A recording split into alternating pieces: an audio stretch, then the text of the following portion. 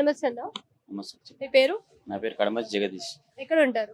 మెట్గూడ division, Chilkalguda, so మీది ఏ constituency వస్తుంది? సికింద్రాబాద్.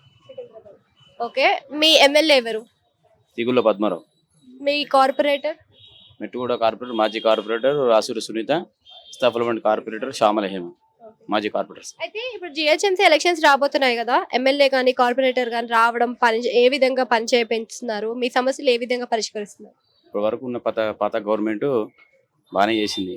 ఇప్పుడున్న ఎమ్మెల్యే కూడా లోకల్ ఎమ్మెల్యే బాగా హార్డ్ వర్క్ చేస్తాడు, అందరితోని కమ్యూనికేషన్ ఉంటాడు. ఏ సమస్య వచ్చినా వాళ్ళు ఇమీడియట్గా రికవర్ అవుతారు. ఇప్పుడున్న కార్పొరేటర్లు కూడా, మాజీ కార్పొరేటర్లు ఏ పబ్లిక్లో ఏ సమస్య వచ్చినా వాళ్ళు ఇమీడియట్గా రికవర్ చేసి వర్క్ చేస్తారు. కాబట్టి నెక్స్ట్ వాళ్ళకే చేస్తేనే బాగుంటుంది అనుకుంటున్నాను. అంటే మీ సైడ్ ఏమైనా సమస్యలు ఉన్నాయా? వాటర్ లాగిన్స్ కానీ, వాటర్ సమస్యలు టైం టు టైం రావడం కానీ, కొత్త రోడ్లు, డ్రైనేజెస్ క్లీనింగ్స్ కానీ ఇవన్నీ కూడా ఉంటాయి కదా జిహెచ్ఎంసీ మున్సిపల్ అంటే.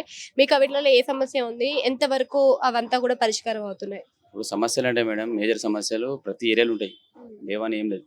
కింది నుంచి పై వరకు ప్రతి ఏరియాలో డ్రైనేజ్, వాటర్ సమస్యలు వస్తూనే ఉంటాయి. కామన్ అది, మనిషి అన్నప్పుడు ప్రతి ఒక్కరికి సమస్య వస్తే సమస్య సాల్వ్ చేసేవాళ్ళు కావాలి.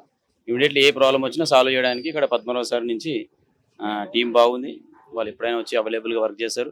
అంతే, సమస్య లేనేమో. వర్షం పడ్డది, ఇప్పుడు డ్రైనేజ్ బ్లాక్ అవుతుంది. ఆ సమస్య అనేది వాళ్ళు అధికారులు వచ్చి ఇమీడియట్ రెక్టిఫై చేయలేరు కదా, అది కామన్. అది చేసుకుంటూ పోతుంటారు. మేజర్ సమస్యలు అయితే ఏం లేదు. ఏమైనా సమస్యలు ఉన్నా ప్రాబ్లం సాల్వ్ అయింది. ప్రాబ్లం మొన్న పొల్యూటర్ వాటర్ ఉండే చింతబాయిలో, చిలుకోడలో, ఆ పొల్యూటర్ వాటర్ ప్రాబ్లం సాల్వ్ చేసిండు. అదొకటి మేజర్ ప్రాబ్లం ఉండే.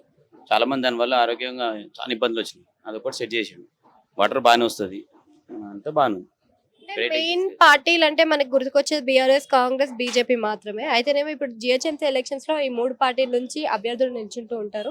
మరి ఏ పార్టీ ఈసారి జిహెచ్ఎంసీలో విజయం సాధించే అవకాశం ఉందంటే? ఇప్పుడు రూలింగ్ పార్టీ కాంగ్రెస్ ఉంది. అంతకుముందు 10 సంవత్సరాలు బీఆర్ఎస్ మొత్తం గవర్నమెంట్ ఫామ్ చేసింది. కార్పొరేటర్స్ కూడా, మేయర్ కూడా వాళ్ళే కంటిన్యూ. ఇప్పుడు ఇప్పటివరకు 2.5 ఏళ్ళు అయిపోయింది, కాంగ్రెస్ ఏం పనిచేస్తలేదు. చూస్తారు పబ్లిక్. ఇక ఇప్పుడు రూలింగ్ పార్టీ కాబట్టి కొద్దిగా అటు ఇటు ఉంటుంది. బీఆర్ఎస్ వస్తేనే కొద్దిగా ఆపోజిట్గా పనిచేయడానికి అవుతుందని ఆలోచన చేస్తారు. బీఆర్ఎస్కి ఎలా ఛాన్సెస్